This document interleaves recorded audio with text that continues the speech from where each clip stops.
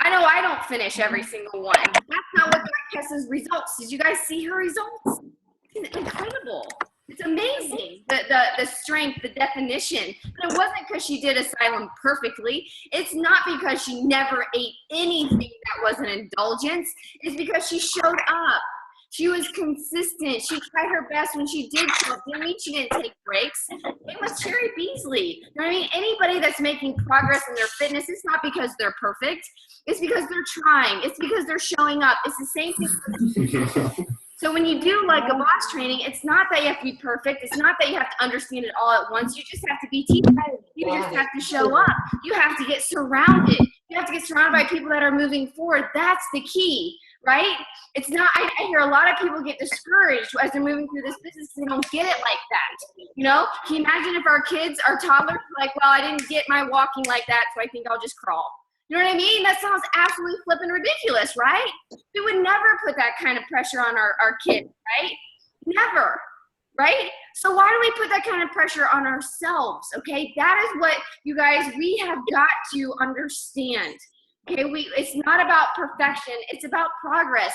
I know that perfection, progress, not perfection, has been overused and over-glamorized, and then it's almost like white noise in our ears. But seriously, that's how we succeed at anything, is to show up, to try, to move forward. You know, that's how Team Courage got its name. Have you guys ever seen the logo? There's one foot, there's a foot steps, there's a people, there are shoes across, and just one taking a step out. All the other ones back here. One footprint is out. Just trying, just moving forward, just showing up. That's how you succeed, right? That's how you succeed. So I want you guys to keep that in the forefront of your brain as you sit tonight and you listen to our speakers. Talk Jen Yoder and Megan Kirk are going to show up, and they're going to share their story. Now, there's a reason that I don't tell the story. First of all, because I can't tell it as well as they can. Second of all, is because when we have to get really good at sharing our story. We all have a story. You guys, every single one of us. That's why this business is so freaking cool, man. Because I might connect with someone that Amy might connect with someone that I don't. I mean, Amy works full time, has kids. She's high up on the corporate ladder, right? I'm not. I can't relate to that. There's many people that Amy can reach that I can't, right? And so her story is key, that she gets outside her comfort zone and starts sharing it.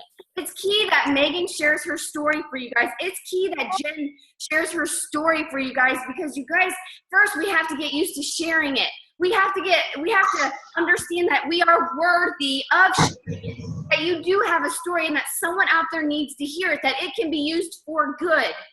Okay, so you're going to hear them tell their story. You're not going to hear me introduce them. They're going to tell you their 2 to 3 minute story. They're going to tell you where they were before, where they are now, and where they're going. We have to paint those pictures. We have to know ourselves first, and I'll talk about that a little bit at the end. But they're going to show up and tell you that, right? The reason that it's good that you listen and I don't tell is because we need to take notes on people's stories. Facts, telling stories sell. So when you get on the phone with someone that's struggling and you're trying to find an answer, oh my gosh, that reminds me of my teammate, Jen. And you go and you tell her story. Does that make sense? That's how we make a connection. That connection that Scott Mann talks about, where people lean in and say, why not me? Stories are where they're at. Okay? And so showing up and listening to the stories, showing up and listening to the National Wake Up Call to hear where Bonnie Ingalls started and where she's at now, where Megan started and where she's at now, where Carrie Legault started and where she's at now, and why, and where she's going. Because you might be on the phone one time, you're listening to someone that's dealing with anorexia, and you go, you know what, that reminds me of my teammate Megan Bolton. Let me help you come around this tribe. That really, do you guys get what I'm saying? You know what I'm saying? Okay, so who wants to go first, Megan or Jen? You have to unmute yourself for me. Where you at, girl? I'm here. I can go first. A little bit about my story. I'm going to back it way up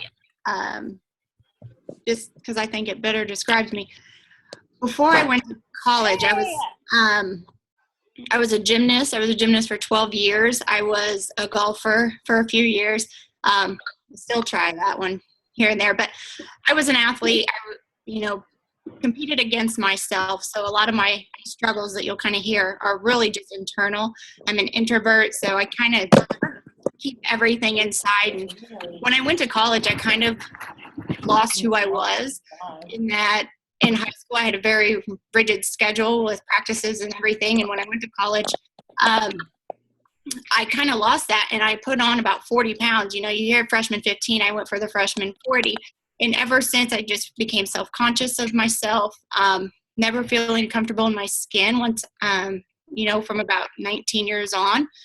So I struggled. And throughout college, I tried different ways to kind of drop that weight.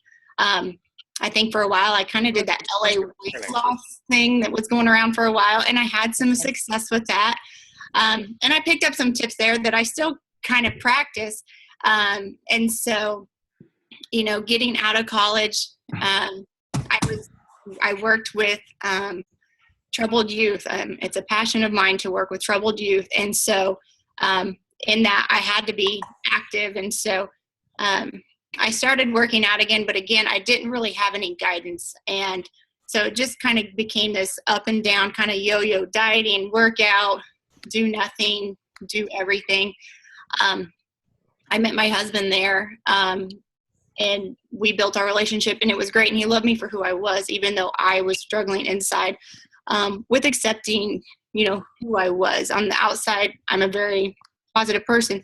But inside, I was really struggling. Don't laugh at me. What he would think of me. When we got married, that was the heaviest weight I had ever been. And so looking back, it's hard for me because since our wedding day, I've lost about 45 pounds. And so after we got married, I did Weight Watchers, lost about 30 pounds, but if something was still missing, I started Chalene Extreme. And then my coach, Jamie, had contacted me, and I did a challenge group with her. And then I found out I was pregnant with my first son. So I continued for a little bit, but after having a couple miscarriages, I was really nervous about doing something to mess up this pregnancy. And so I stopped working out. I gained about 40 pounds through that pregnancy. Once I had him, I started getting back into the challenge groups, and I decided I was going to start Chalene again because I was. Stop you for a second. Let's pull some emotion into this. How did you feel when you were yo-yo dieting? Okay, right now you're giving me your emerald facts. Okay, I know I am. I want to know how you felt. Did you feel imprisoned? Did you feel like you were strangling? How did you feel? Tell us how you felt. Yeah, so I did. I was embarrassed by who I was. I felt like I couldn't let people see who was really inside of me because of this shell. I felt like my weight was keeping others from seeing who I really was, and that I was trapped. Like I would go to, social events, or I'd be around people, and I would so badly want to say things or speak out, and I just wouldn't because for fear of how others might see me and judge me. Did you feel like you had less value because you carried extra weight? Yeah. You couldn't get it all together, so you couldn't get it to stay off? Like, is that why you didn't want to share what, or talk, come out and talk to people? Yeah, I did. I felt like people weren't going to hold value to what I had to say, that maybe what I said wasn't meaningful. So your value was all wrapped up in a number on the scale. Yeah. And you perceive, because the way we see ourselves is how we perceive other people to see us. Right. And how we believe other people see us, what we believe is what we conceive. So what we believe, we start to act that way, right? We start to act like no one's going to have any value. No one's going to care what we have to say. So what do when we believe no one's going to care what we say? We zip it. Yeah. Mm-hmm. And no one cares what you have to say because you're not saying anything. Right? So everything that's going on up here was all tied into this journey that you were going along, right? Yes. Okay. So when did that start to change? This started to change after I had my second son, and I was determined to get the weight off. I jumped into a challenge group with T25. I started to feel strong again. I started to feel connected to that inner athlete again. I started to get that confidence back, and some of it was tied up in the weight was falling off. I was getting, back to my pre-pregnancy, weight. I was feeling good about myself. I had this desire to share with other people. And that's when I signed up to coach. I used that emotion, like it was starting to come back out of me. And I felt like I was connecting with who I really was deep down. And I wanted other people to feel the same way. Like I could not wait to sign up to be a coach. I told Jamie, I want to do this. Like I asked her, what do I have to do to be a coach? And she was excited about it. And I signed up before she ever gave me instructions to do it. Like I was doing this. Yeah. And That's awesome. That's awesome. So, okay. So listen to this, you guys. Listen, okay. So how long from the first time that you started something with Jamie to now? How long has it been? My first challenge group with Jamie was probably 4 years ago. And I started coaching. And then when was the second time after your second child? About 2 years later. 2 years later. Yeah. Hear me out, you guys. 4-year journey. And it wasn't until 2 years after she first contacted Jamie that she started to feel something different. Does that make sense? It took me 16 months in this business. We cannot forget where we came from. Okay? So when we get frustrated with our challengers, we have to sit back and go like, wait a second. Hold on a second. What did my journey look like? You know what I mean? We get frustrated with people eating, donuts on Saturdays, and I go, wait a second. I used to eat donuts on Saturdays. That was like something I did. Chad and I did. Like that was so exciting. Like, and I'd eat 4. You know what I'm saying? Like, and so when you see those donuts start to pop up on their food journals, you don't go like, what the hell, man? Like, do you know what I mean? No. We can't forget where we came from. Grace and patience, because grace and patience is what got Megan right here, feeling stronger again, feeling empowered, feeling like she actually had a voice. The duct tape was taken off her. I hope you're taking notes, Megan. The duct tape was taken off of her mouth. That is what challenge groups did for Megan. Visuals, people. This is what people can like, oh my gosh, I feel like I have duct tape over my mouth. You know what? Like if I do what Megan did, maybe that duct tape, maybe I'll feel like me again. Maybe I feel like I have confidence to share what's inside here again. Do you know how exciting that is? Those are the type of visuals. We can give people facts about the weight that we've lost or how long it took, but until we attach to people with emotion, that's what they can now locate themselves in your story. Okay? And so that's the power. Some of you guys are sitting there right now thinking like, I've had duct tape on my mouth too. Oh my gosh. Hanging on to every word that Megan's going to say because you've located yourself in her story, which you never could have. You didn't locate yourself in my story. I know some of you on here, you're like, she's super motivating. She's a little crazy. She always looks like she has energy, but I cannot locate myself in her. But Megan's talking, you're like, no, that girl gets me. This is why stories are powerful. Does that make sense? Okay, Megan, did you have anything left to share on your story, or was Jen going to share and then we're going to go? Yeah, let Jen share and then we'll jump into the meat of it. Okay, this is good. This is good. I'm fired up, y'all. Hey, Right, I'm ready for you to like attack my story and help me make it better. My story is, I'm going to go way back just like Megan did. I have lost my words for a second. As a baby, I was like a medically challenged kid. My parents, I had 13 ear ruptures before I was age 1, tube surgeries. I've had kidney surgery, sinus surgery, ankle surgery, ear surgery, like just pretty much everything in the world.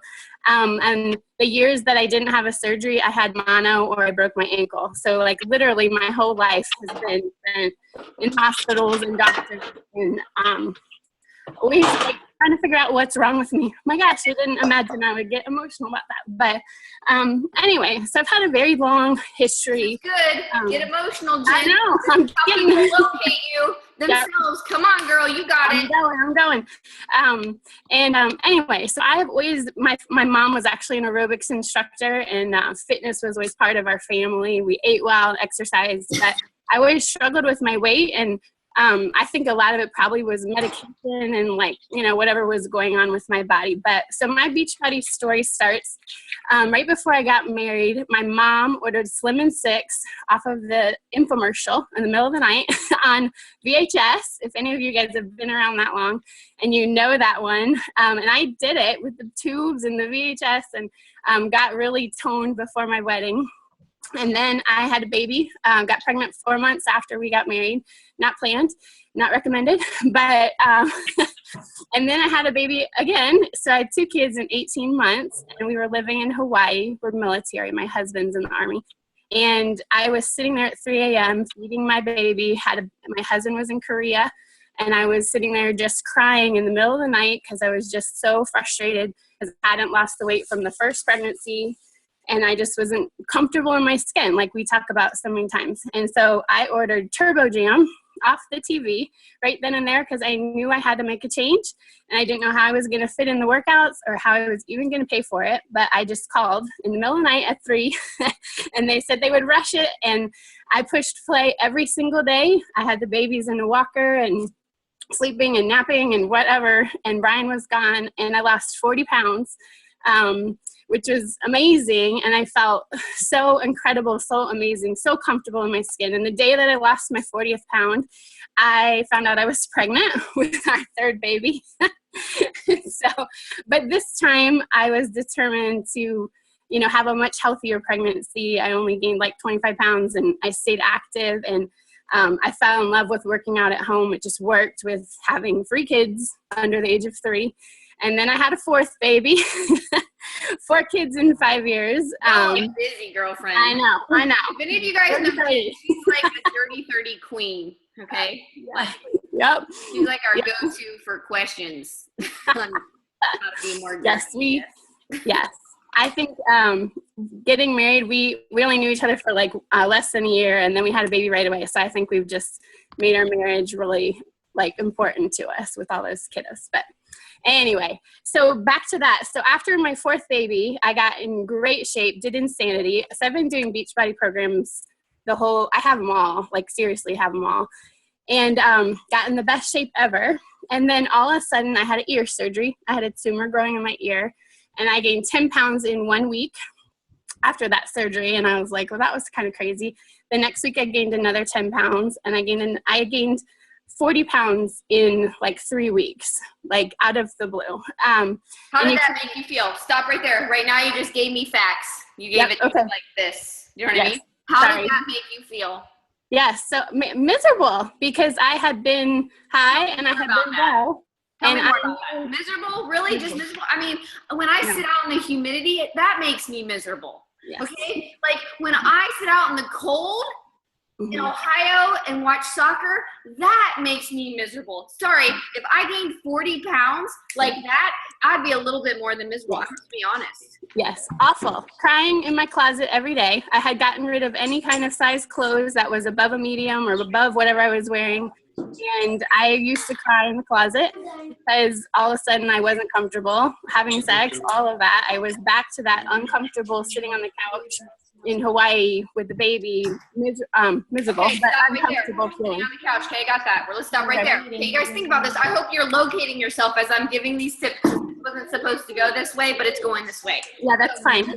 Listen, so I need to know how you felt. Like, what did that do to your life? You know, you're sitting on the couch. I can see that, but I'm still on the couch. You know what I mean? And I watch, well, not very often, but you know what I mean? I sit on the couch. That doesn't mean I'm, like, what did that, like, you know what I mean? How did that impact? Did you start to become, like, go in your shell like Megan did? Did you start to put everybody at an arm's length? Like, tell me about that. Mm-hmm. I think, honestly, I have a lot of Ruby tendencies, and I think I just tried to outwork and outshine everything. Like, I just got more super involved, if that makes sense, with church. Like, if people aren't going to like me for what I look like, they're going to like me for what I do. Like, I have a lot of performance stuff, like, in my past and from, my dad and military and stuff like that. And so I think I just gave myself super, super busy. I became the president of MOPS, the president of Bible study, president of the male club, the Army stuff. I just got super, super busy. Okay, let's talk about that. So you started to strive. Hold on. Now you started to strive. Yeah. Yeah. Yes. Yep. Because I didn't feel accepted for what I looked like anymore. Was that exhausting? Yes. Okay. Do you see where this is coming together, you guys? Yeah. You have to attach to that. Yeah. Okay. You didn't just start to, mask it with being involved in things, you started to strive for acceptance because you didn't feel people were going to accept you because you didn't look the way you thought they wanted you to look. Can anybody relate to that? Anybody ever start striving and doing things, being a people pleaser? Come on, Pearls, where are my people pleasers? I know you're out there. You know what I mean? And so this is the part of the story. This is the part of the story that connects with people and people can locate themselves in you. You have to get to that part. You know what I mean? Versus I had this baby and then this happened and I had this baby and then this happened, I had this baby and then this happened. If you get on stage with Danny Johnson ever, she won't let you do all that. You know what I mean? Like, no, you know what I mean? Like, it has to connect, you know what I mean? Immediately, how did you feel? You know, that's how, you know, were you drowning in debt? I know that's not what we're talking about. That comes to my mind right away. Were you, did you become like you were going through the emotions? Did you become like a zombie as a mom? Do you see what I'm saying? Like, people can picture that. You know what I mean? But they can't locate themselves in, I had this child, and then I had this child, and then I had this child. But they can locate that when all that stuff kept happening to you, did you ever feel like you would take, you know, 2 steps forward and 10 steps backwards? Like, or that you were trying to climb out of a bucket and there was just someone on top of the bucket going, boom! You know what I mean? Like, boom! Yeah. Yeah? Can any of you guys relate to that? If Jen started telling her story and she started talking about how every time it seems like she started to do something, you know, someone was standing at the top and kick her down. You know, that's how, you know, does any of us feel that way ever? Right? That's how people connect to us and say, if she can do it, they start following you. They start watching you. You give them hope. When they can locate themselves in your story. I can't locate myself in your story with I had 1 baby and then 2 babies and then 3 and I gained this weight and then I lost this weight. I'm like, oh, like I only had 3. I can't relate. Do you know what I mean? But if you told me that all those things you felt like you kept getting like kicked down, now I can relate to that in some of my years growing up. Does that make sense? Yeah, so good. So okay. Good. Oh my gosh. All right. We're going to get into the meat of the training here, you guys. I hope you took notes on some of this stuff, right? Because now you just heard Jen's story and Megan's story, and you can relate to that, 1, probably, and 2, you can share that with other people. That reminds me of my friend Jen. When she does that make sense? Okay? She felt like every time she tried to climb up, someone was just kicking her down, and I feel that's where you're at right now, Megan. I feel like you feel like you're getting kicked down. I want to get you surrounded by this team that's going to put down their hand and help pull you up and support you. No more getting kicked down on this team. No more getting kicked down in our challenge groups. That's what it did for me. Do you see what I'm saying, Jen? That is so good. Thank you so much. I feel like we could be done. What'd you say? I said I feel like we could be done. I have a meeting. No, I read your notes. We got some awesome training. Awesome training coming up. So, okay, you guys, hopefully you took some notes. Hopefully you understand the importance of connecting to your story and really getting to the emotional side of it, you know, and then being able to share it. And we can keep working on this every single week. Now everybody that volunteers to do Team Crew will be like, not me. Summer's going to rip me apart. That's the best part. If you want I bet, Jen, do you feel like your story just improved? Yeah, totally. Yeah. Totally. Absolutely. Okay, who's going to kick us off? Megan or Jen? I am. All right, girl, take it away. All right, guys.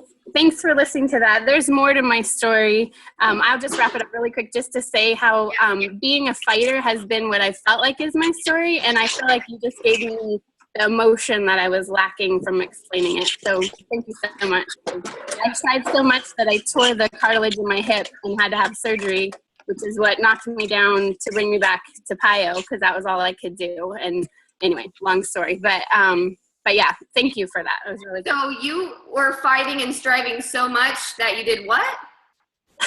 I just started running like 10 miles a day on top of insanity and top of everything else because that's all I knew what to do to exercise more.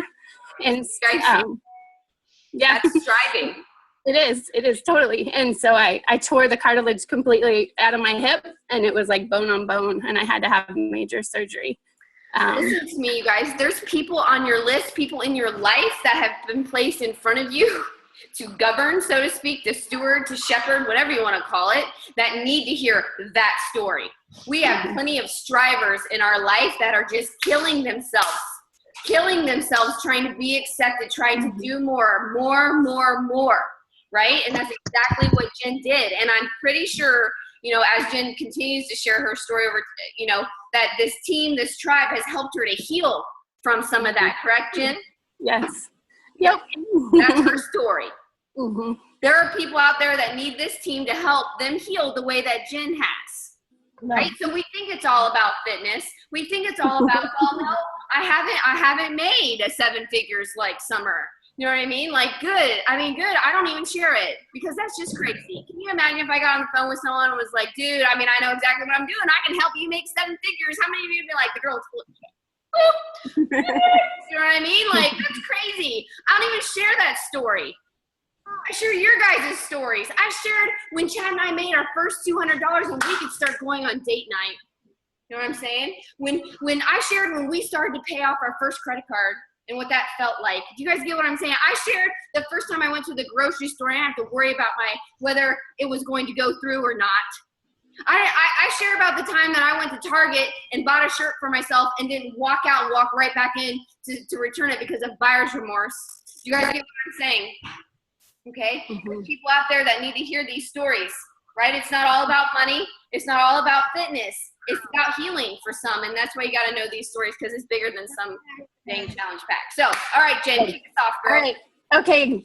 All right. So moving on. Goodness, I'm so emotional. I think most of you guys know we just moved. I'm sitting here among boxes, and Brian's deploying in 10 days, and life is out of control. But this team has brought so much healing, and just the community is incredible. So if you're not plugged in, get plugged in. That's one of our points, but it's worth it, guys. Okay, so our thing, we have 5 points for you tonight, and our topic is just leading by example, and 5 different things that you can be doing as a coach, no matter where you are, if you're brand new or you've been here for a long time.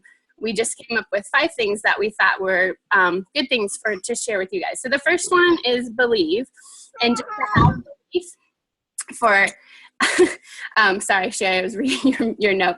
And that is just what we're talking about, developing belief in yourself and in your own story and in where you're going. And we kind of wanted this to be interactive. Oh, somebody, if you can hear this, you can mute yourself. We want you to get in the chat and share what you are reading or listening to for your PD right now. Because if you're not doing PD, that's the first step that is going to help grow your belief.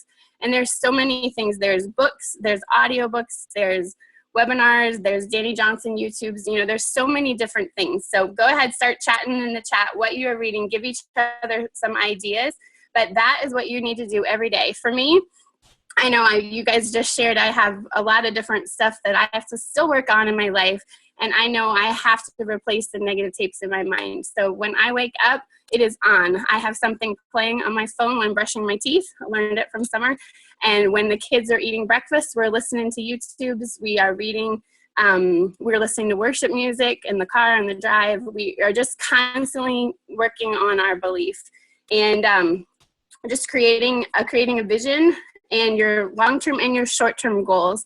I know sometimes it's really easy to look real long-term for what you're going for, and I love seeing all that. Good job, guys. You know, for me, ours is providing freedom for Brian when he's done with the Army so that we can have that time freedom with our family. That's what we're fighting for, but that's really big. And then we have smaller goals to keep in front of us. So some of us are in a different training group, and we have been talking about having a vision board. And so I don't know if any of you guys have done that before or even know what it is, but it's putting out there the little things that you're working towards. Maybe it's having a cleaning lady to take off some of that pressure so you're not striving. Maybe it's you want to have money to go on a date night. Maybe it's paying off a car payment or a mortgage, like the little steps along the way and what you want it to feel like. You know, I think it was Angela was talking about beach vacation with her family, you know, those emotions. And, but just putting that in front of yourself, believing is it's just first and foremost, you have to believe it, and you have to have that vision and that why and that purpose for where you're going. So I think that was the first part about belief. Megan, I know we talked a lot before, so I'll try to go kind of quick on these. Did you want to say anything else on that, or else go into number 2? I'll just keep things moving along. And going into number 2, our next point was to commit. I know for those of you that were at Summit, there was a big theme about commitment. And so we kind of broke that down a little bit and to a few other points, commit to your priorities. We talk every week about planning out your week. And if you haven't watched the video on buckets and maintaining balance, find that, go back and watch it, and then commit to those priorities. I commit to myself, my family, this business, and I'll touch on that here in a minute. But just know what it is that you're working for. Commit, to your purpose, your vision.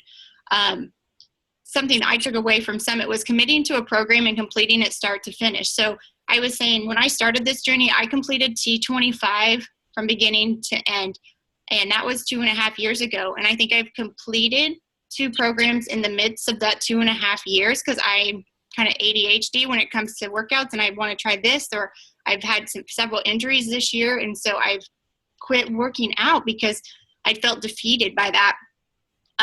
And right now I've recommitted to a program, and I'm finding that fire again. So when we stay plugged in and we stay committed to these programs, that's where the magic is happening. You have to be your number one challenger and take care of yourself and commit to what you're doing. So we would love to know too, what program are you doing right now? Kind of share that. What have you committed to right now? I'm currently doing P90X3.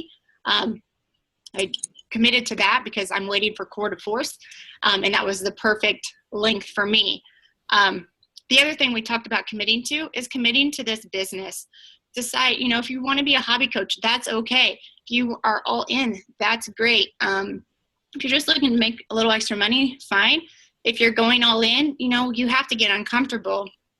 For me, getting uncomfortable is being on this call and leading it, because getting myself out there is really, really not my natural ability. But I leaned into a tap here and went for it. And that was something else. When we were at Summit, and I was looking through my notes the other day, when Christina Delgado and Becky Rosette talked, they talked about leaning in. You have to have that mindset, and you have to lead with a purpose. So just committing to those things are going to affect your business and assuming responsibility for your success or your lack of success. I have found when you're inconsistent with your effort, you're going to get inconsistent results. This time last year, I was very consistent and my business took off.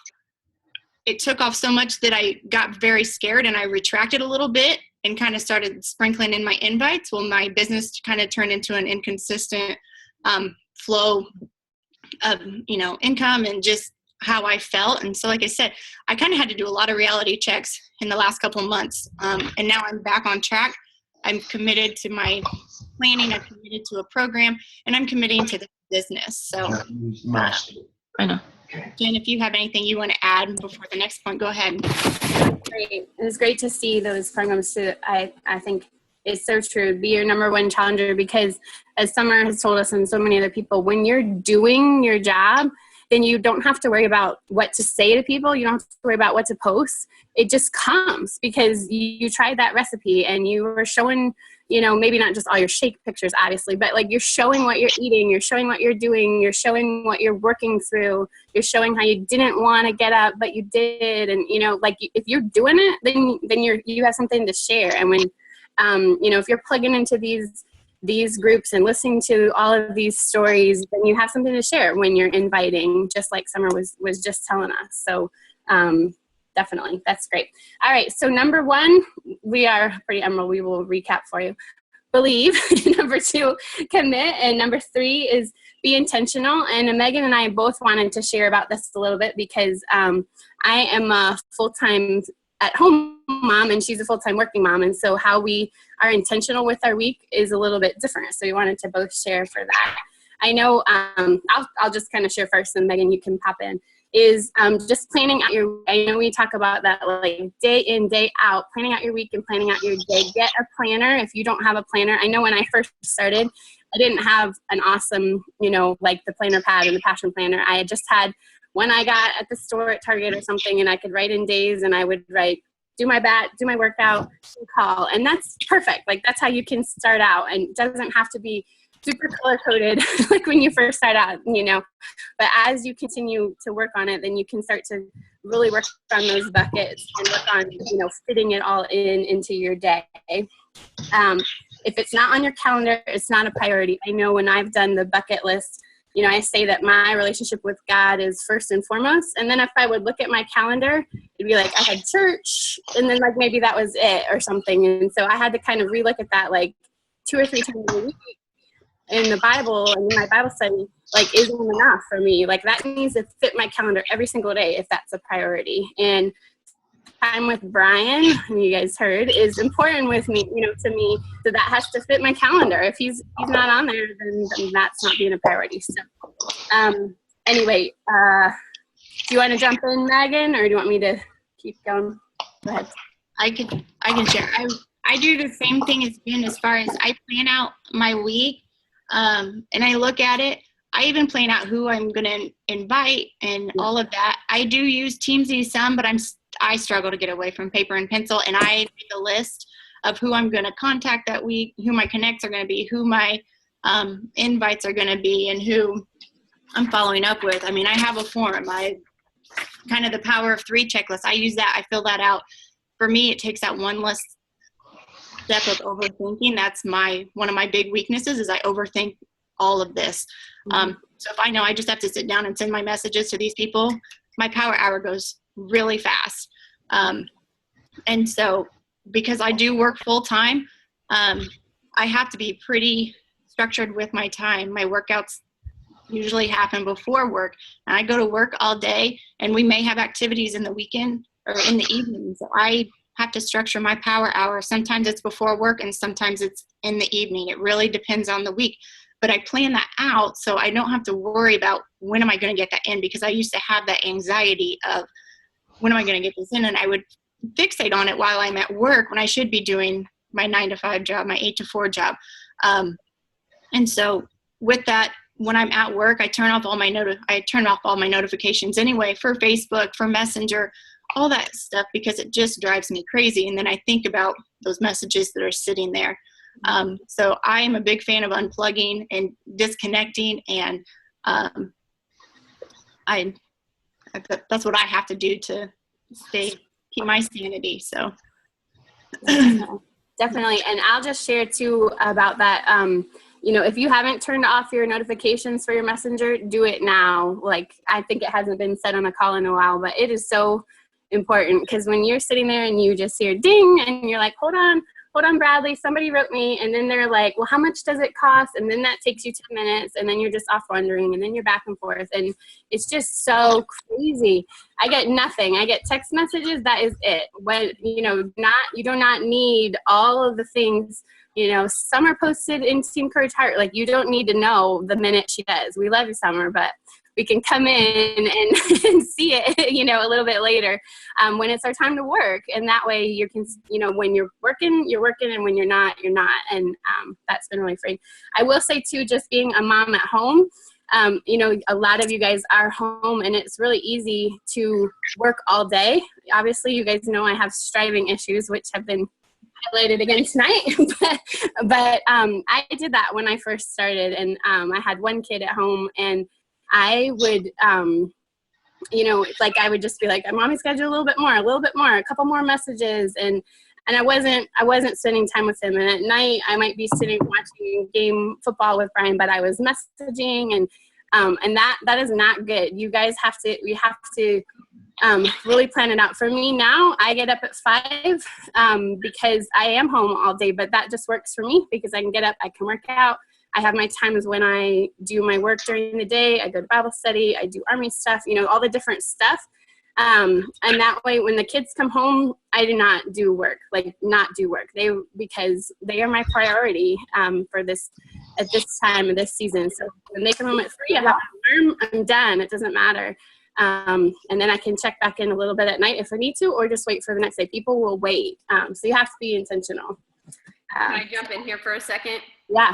This is a topic I am so crazy passionate about, because all in does not mean all day.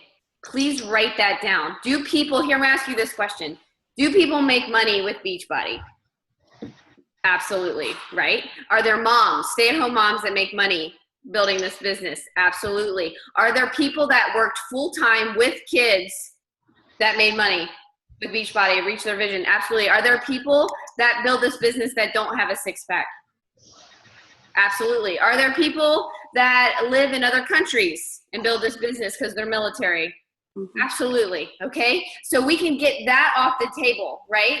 That's not up for debate. Okay. We all have 24 hours in a day. We all live in the United States, you know, or associated with the United States. We have that freedom to create, right? We all have the same product, right? We all have the same training, access to the same training. We all have everythingwithheart.com. We all have our back office. We all have Team Courage. We all have the same scripts. We all have everything. We all Tuesday nights are open to everyone. There's 90 people on here right now. And it's open. I mean, I have 20,000 people in my downline. It is open to everyone. I mean, we would max it out if 20,000 showed up, but you guys get what I'm saying. Everyone. So the only difference is what you do with your time.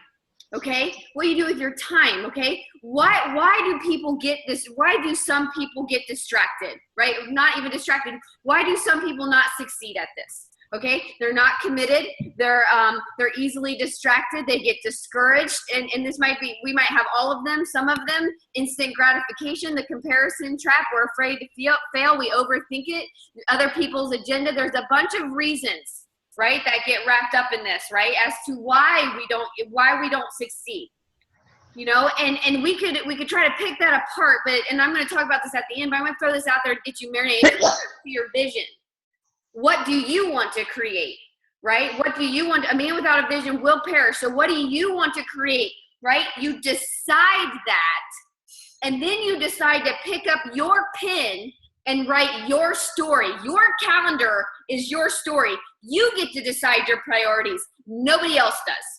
Believe me, I tried to do that. I tried to make everybody else decide, you know, in charge and take ownership for where we were at in our life.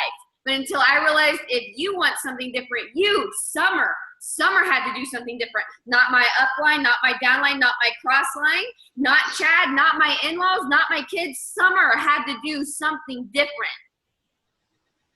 Right? So it's your choice to sit down and be diligent with your time, right? And when you decide, when you figure out what you're willing to fight for, and it does not have to be, you might be sitting there being like, well, I don't want to make six figures. You don't have to, you don't understand that. You don't understand whatever your vision is. It could be like, man, I would just be so excited if I could take my family to, I don't know, name somewhere you've always wanted to go. Turks and Caicos, St. Thomas, I don't know, Iceland, Germany, Disneyland, wherever. There's whatever is on your heart. It might be something like that, right? But you get to decide, are you going to put in the effort? Does this business make your calendar? Only you can decide that, right? Only you can decide that. Only you can decide what your vision is for you and for your marriage, and then make sure that it makes your calendar. And some of you guys are sitting here saying, well, if only my spouse would support me, right? How many of you guys have said that before? If only my spouse would support me. If you want your spouse to support you, stop cheating on him or her with this business. Stop having an affair with this business, okay?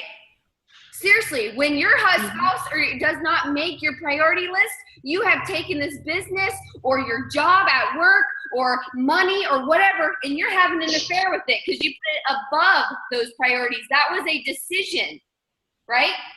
Right? So if you want them to support that, you'll create the boundaries that Jen just talked about, right? You'll trade sleep, right? Get up at 5. Gosh, we have Kristen Evans that gets up at 4:45, right? Me too. 4:45. 4:45 to work the business so that she doesn't have to sacrifice everything else. But that's because Jen's vision is pulling her. No one's texting Jen saying like, hey, Jen, did you get up? Hey, Kristen Evans, did you get up? No. I don't text those people, right? Their vision pulls them into looking at their calendar and saying, this is important to me. Right. And all it doesn't have to be all day because I built this business like 7 to 10 hours a week when Chad was deployed with a 10-month-old and a 4-year-old. So we'll work on this, right? And I'm going to bring it home at the end, but you have to understand that this is possible. Do not push this piece out. I'm speaking on a training tomorrow full of 15-star diamond coaches, okay? And I purposely picked this topic. I could have picked whatever topic I want. They said, what topic do you want? And I said, I looked at them. There was belief. There was finding your vision. I can talk about those. And I said, managing your time. Because I'm tired of hearing people say they don't have time. Why do we scroll Facebook? Say it with me. Because we have time. Why do we look on Amazon? Say it with me. Because we have time. Okay? Why do we go shopping at Target and walk around and end up spending $100 when we went in for a flippin' sponge? Because we have time. We have time. We have time. We have time. The only problem is how we manage our time, and there's a skill to it that we have talked about, and they're teaching you right now. Take the coaching. Your life will find peace. It is freaking amazing when you find peace and you stop striving and you have balance and you've identified your priorities and you learn to say, okay, this opportunity that came up, it doesn't align with my priorities. No, thank you. Thank you for thinking of me, but no, thank you. Yep. Right? I just had to do that the other day. You guys understand how, and I know I'm preaching it hard.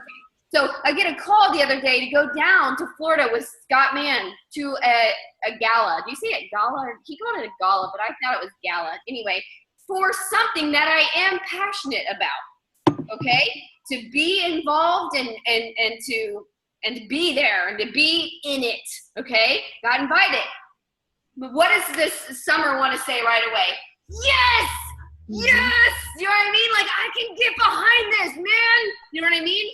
But no. Training that they're giving you right now gave me the ability to say, man, Scott, what an honor that you thought of me, that you thought I was worthy to sit in there with those amazing leaders and doers and go-getters and mover and shakers. And let me look at my schedule. Let me look at what we have going on and make sure it aligns with my priorities.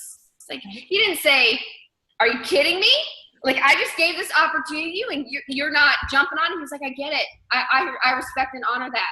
Now, you might be thinking, I haven't got invited to a gala summer. Right, but someone asked you to watch their kids. Right? Someone asked you to go out on wine night on the night that you're supposed to be on Tuesday night, right? And instead of saying like, man, thank you so much for entrusting me with that, or for wanting to go and have wine together or coffee or whatever was supposed to be at the time. Let me check my calendar. Let me look at my priorities and make sure it aligns. And if it does, I am there.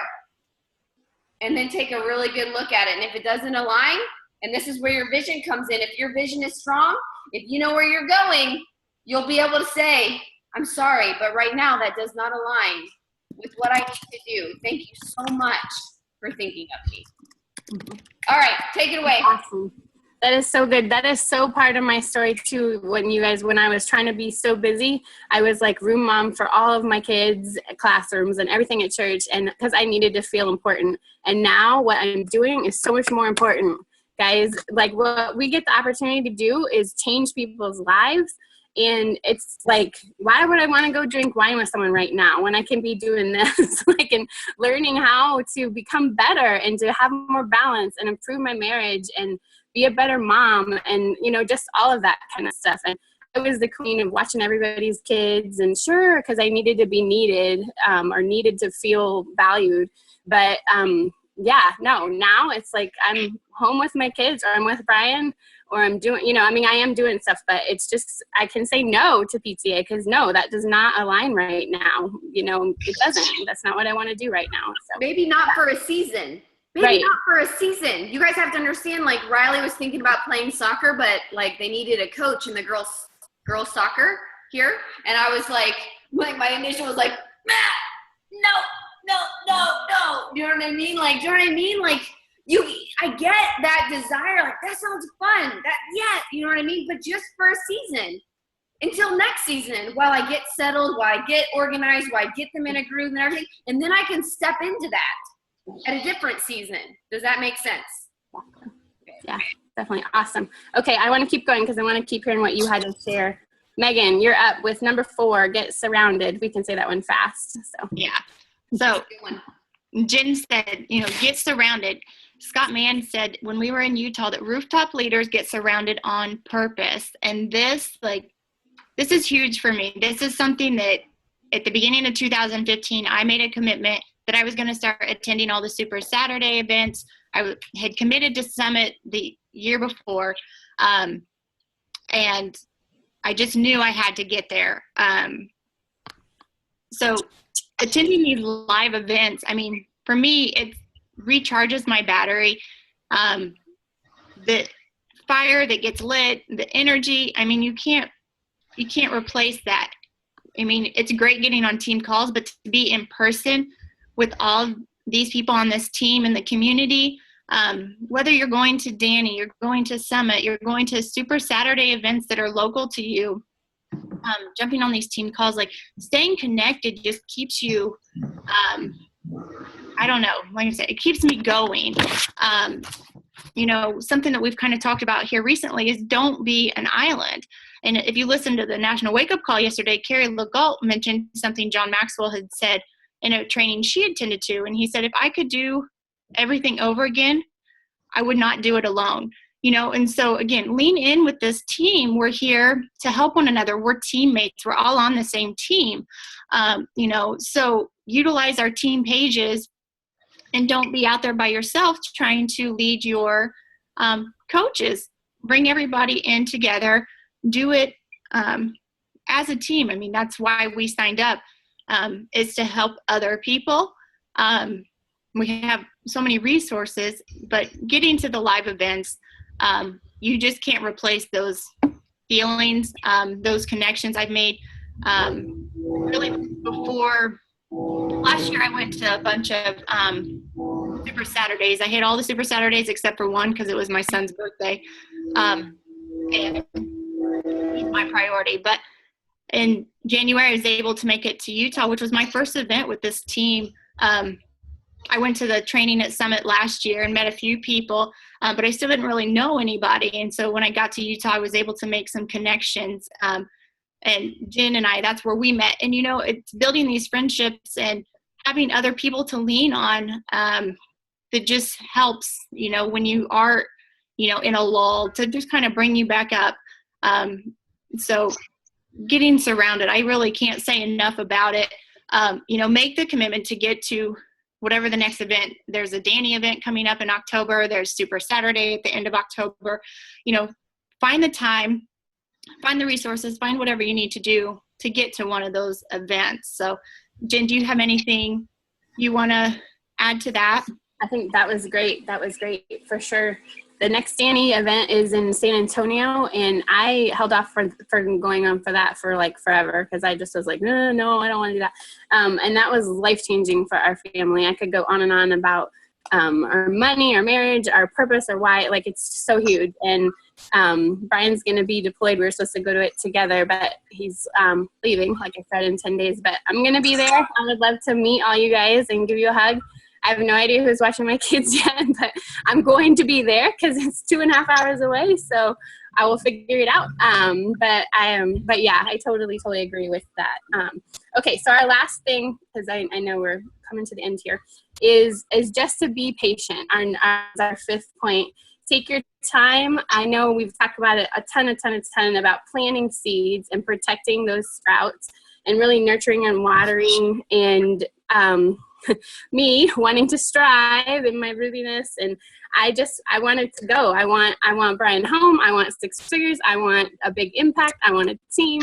And I sometimes can get so caught up in where I want to be that I forget to just really just like savor where I am and enjoy the process and enjoy the journey that I know, that we talk about all the time. So, and just to also, just a couple little points, have grace and love people where they're at. Not everybody is ready to go. Like we just shared, it takes a long time.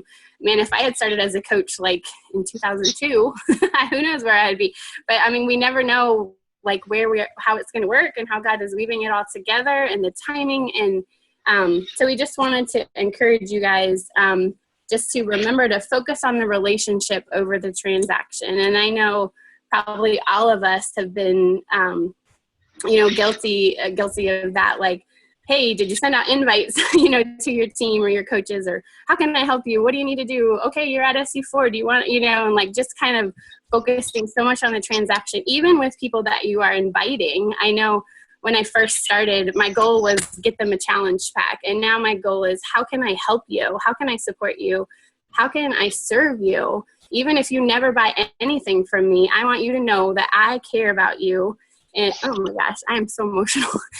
That's what we get to do. Like, that pulls me out of bed at 4:45 because I just can't believe that I'm blessed with this opportunity to get to support other people who are, at some point, maybe they relate to my story, maybe they relate to yours, but we all have our stuff and we need each other to work through it. And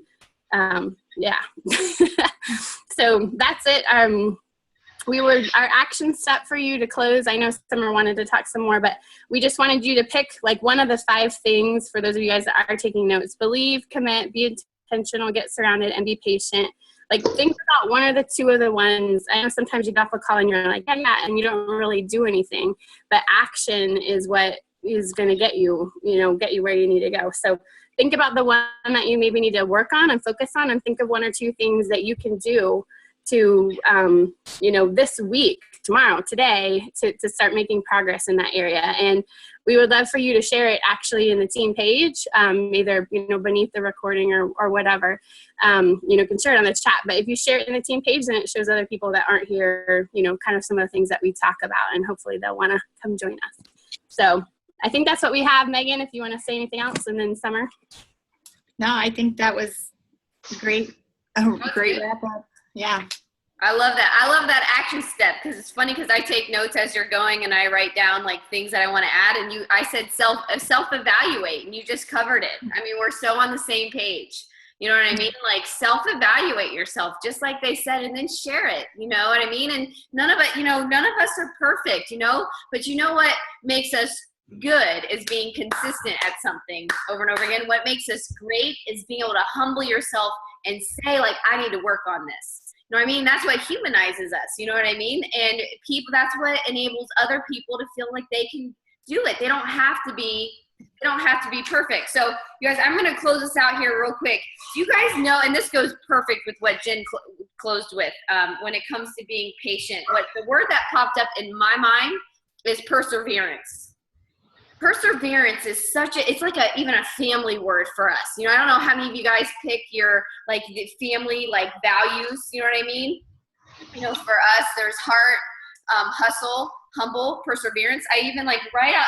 I don't know how many of you guys are athletes, but I played sports in high school and in college. And every time for basketball, when we run out of the locker room, there was a sign above. You know what I mean? That we would, I don't know, Jim, if you run out and bam, you hit it on the way out, right? It's like your focus point, whatever it said, right? Like the same thing was in the Army. I mean, we didn't hit it, but you look at it out the door every time, and it said, character is what you do when no one is looking. Okay? And that, like, every time you walk out, you look at. I hung right above my door right here. It says, with all my heart. As we walk out that door, whether you're the gym's out there in the garage, whether you're going out there to work out, or you're going out there to play with Chad and I to play with the kids, or Griffin's walking out to soccer practice, or Riley's walking out that door to go to gym, or we're walking out there to go do some activity as a family for homeschooling, with all my heart, that's what we're doing. Everything, with all my heart. Okay, so we have these family values, these words that we focus on, and one of them is perseverance, okay? And some of you might not know the definition of that. I didn't until I looked it up a while ago. And the definition is steadfastness in doing something despite difficulty or delay in achieving success. I'm going to repeat that. Perseverance. I mean, this is something we teach our kids, okay? Because you guys have to admit that if our kids are going to do well in school or do well and learn how to walk, or you know what I mean, when they're toddlers, they're going to have to persevere, right? Our toddlers as they're starting to toddle, they have to persevere. They have to embody this steadfast in doing something despite the difficulty. I mean, think about that. There's a little toddler that has never walked before, but they're watching you walk like all around, right? Can you imagine if they're like, you know what, I mean, look at me, like I can hardly get off my knees. You know what I mean? No, there's no way. I take 2 steps and I fall. I might as well just give up. I mean, look how easy they make it look. Like, do you know what I mean? Can you imagine? That sounds ridiculous, right? It's like when Riley was learning to tie her shoes, right? And she was like, but you make it look so easy. I was like, Riley, I've been doing it 35. I've been doing this for 30 years, longer than you. You know what I mean? Like, right? And she was comparing my 30 years to her 5, right? We don't tell our toddlers like, oh, did you see your older brother run? You suck. You can't even figure out how to toddle. You know what I mean? That sounds ridiculous. Right? So think about it when it comes to this, they have to persevere. If they're ever going to, you know, when Ollie was learning, if he was ever going to walk, which he does, go crazy, right? He totally walks and runs just like Griffin does now, but he had to persevere. He had to remain steadfast in doing something despite difficulty. It was difficult. I mean, think about that for a toddler. When they walk, can you imagine now if every time you walked, you took 2 steps, you fell? Ah! Like, I mean, picture it. That made me laugh inside. I mean, imagine that. Every time you took a step, you fell. You skinned up your knees. Would you get back up? I mean, I saw Griffin one time when he was little, get going really fast because that's how he was, and he like landed on his head and he skidded his head off. Can you imagine if every time you walked, that was what might happen to you? Would you just be like, screw it, I'm crawling. I'm going to crawl to work. No, you would stand up. You know what I'm saying? That's like this business, right? We have to remain steadfast in doing something despite its difficulty. Walking is difficult for a toddler. This business is difficult for a new coach sometimes. You see what I'm saying? But if you quit, right? If you don't realize that you have to persevere through the difficulty and the delay in achieving success, you'll never reach that success. Just like if our kids weren't, we are born with that in us. The ability to persevere was placed inside of us. Look at your kids. Look at your kids. They were born with it. When did it get taken out of us?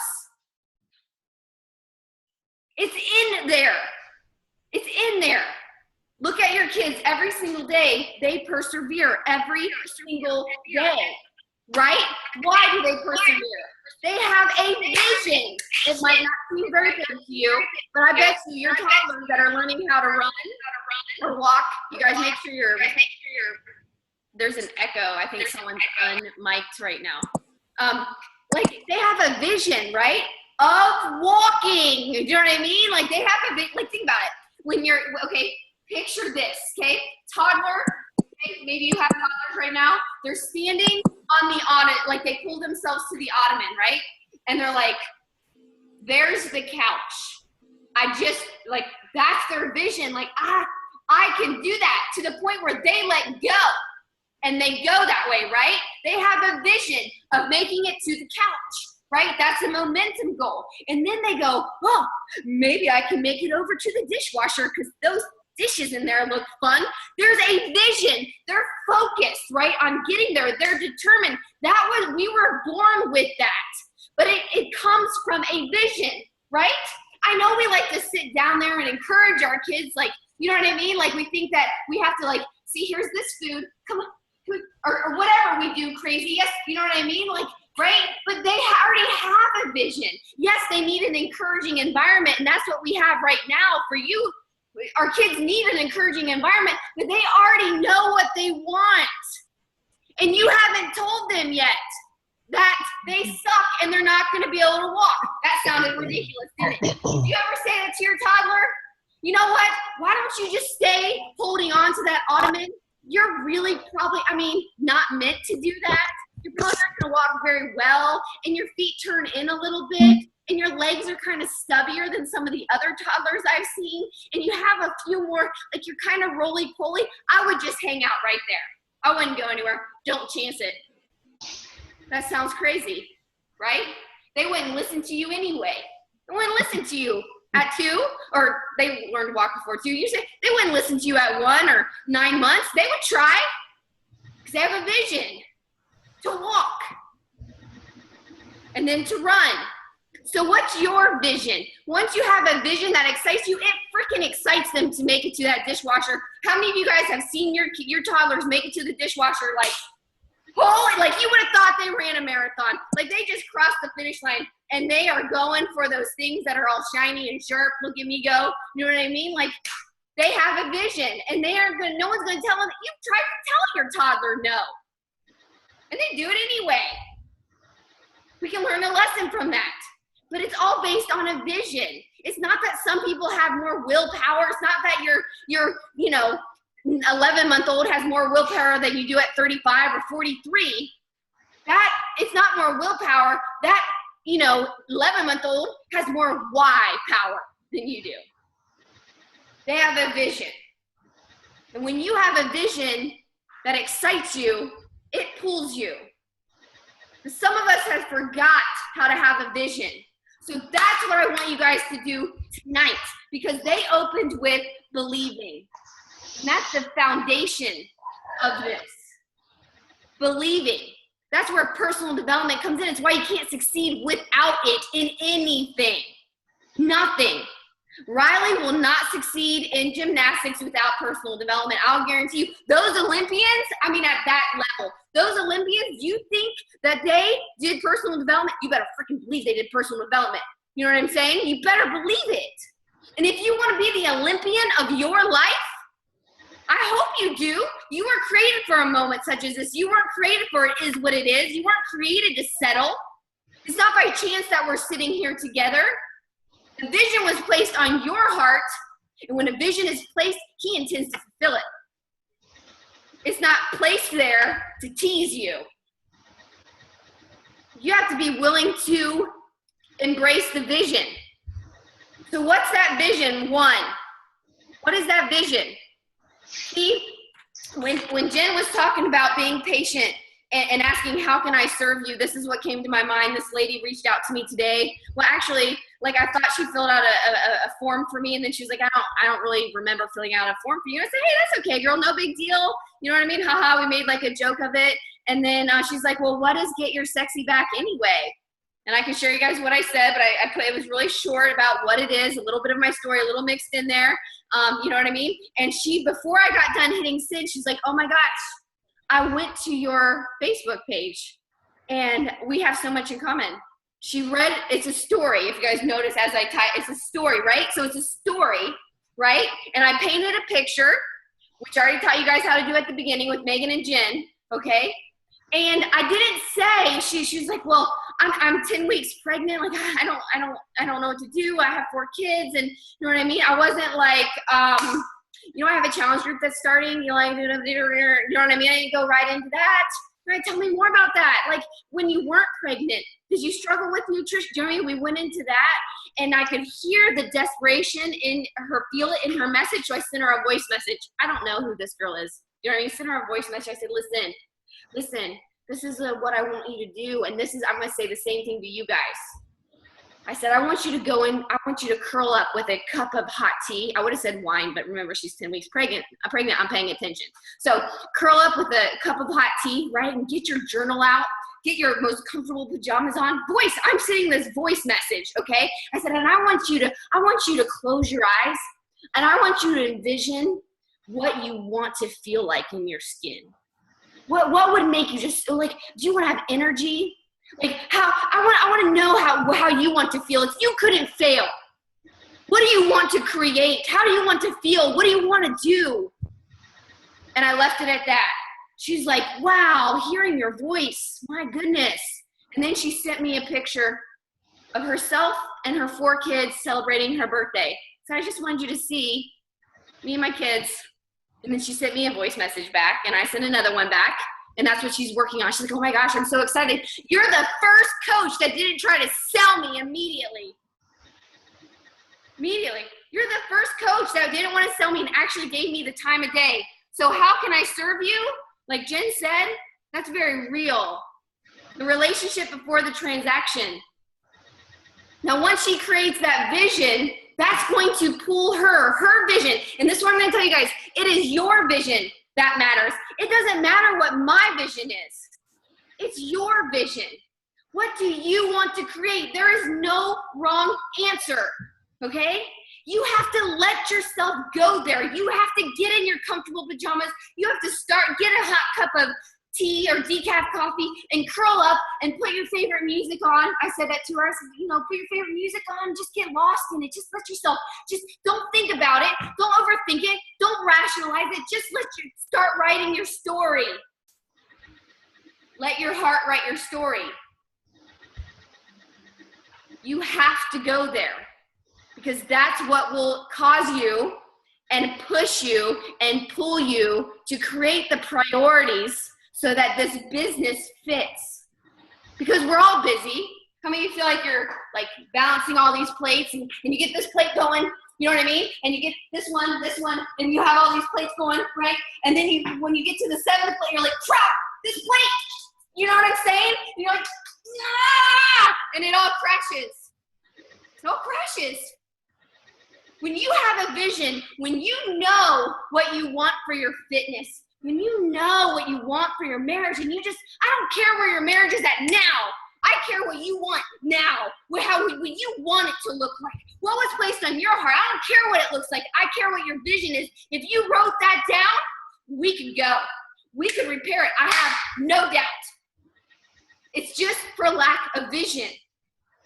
Because once you know what you want your fitness to look like, your decisions are different. And this is what I want to close you guys with.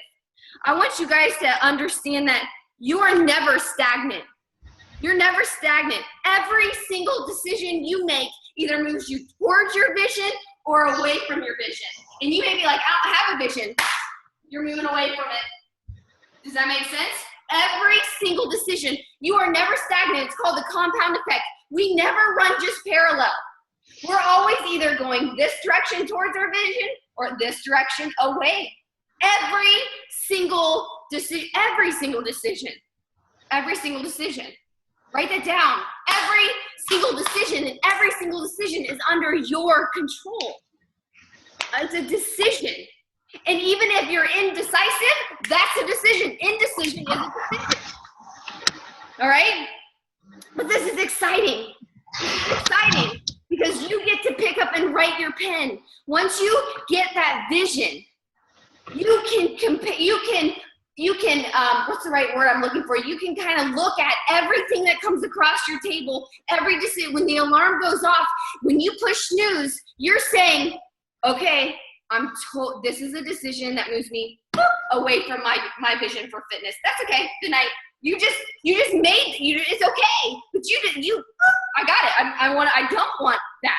I don't want that vision that I have for this is not what I want right now. Okay? When you, like, for example, when we went out today to celebrate, Chad and I told this story, right? I have a vision, a very clear vision of what I want, right? But I wanted the nachos and I wanted the wine, but I have a vision. And I knew if I picked those definitely move me away from my vision. So I had the sauteed veggies and the smoked salmon on top of it, and it was on the light menu. You know what I'm saying? I'm telling you what, I watch people eat hamburgers and chips and french fries and everything else, but this is my vision. This is my vision, right? And so when you have a vision for where you want to go with this business, with your life, what you want to create, it's easier to be like, you know what? This vision was placed on my heart for a reason. I know where I'm going. You don't feel bad. There is no guilt. There's no people pleasing. You know where that vision came from, right? And so you can say, you know what? Thank you so much, but that does not line up with my vision right now. It allows you to get into a fight with your husband and your husband or spouse to say something not nice. And when your vision pops into your head, you can go, I don't receive that. I love you, and I'm going to go to bed so I don't say anything I regret. I love you so much. And you walk away. When you have a vision, when you don't have a vision, you say, look here, mother. Do you see what I'm saying? Right? When we don't have a vision, we say that kind of crap. When we don't have a vision, we go a whole week without having sex when there's no vision. But when you clearly define your vision for your marriage, even when he's being a booger, he walks through the door, you're like, hey babe, I'm so glad you're home. Can I get you anything? How can I serve you? You see what I'm saying? Because you have a vision and you understand that your actions are your actions and they either move you closer to your vision or further away. You. That's freaking exciting. No one can take my vision away. I know because of the compound effect. I know because of the definition of success.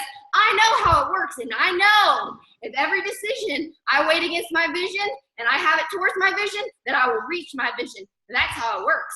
It's a formula. It's a formula. Reap what you sow, prosper where you're planted. We can call it whatever you want. Okay? A lot of breath. So this is what I want you guys to do. I've kept you too long. This is what I want you to do. I want you to create a vision.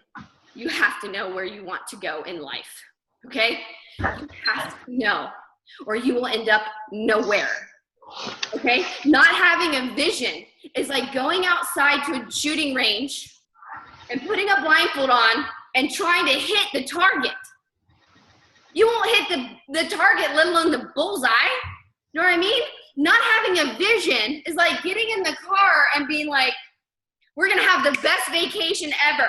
No, I don't know where we're going and I didn't put any gas in the car, but it's gonna be good. It's gonna be good because your vision is your gas. Understand? Understand? Your vision is your gas. So I'm gonna let you guys go, but I want to see you guys working on that because this is what ignites your fire. This is what causes your feet to hit the floor in the morning to be like, I'm awake. This is awesome. How many of you guys haven't felt like that for years? Since you were 2. I know my 4-year-old, almost 4-year-old wakes up and he's like, hey mom, I'm so excited to be up. What are we doing today? Do you want to play with Legos? What do you want to do? Do you want to color? Do you want to practice cutting paper? You know what I mean? Like he can get excited about cutting paper. You know what I mean? Like can you imagine if we were that excited?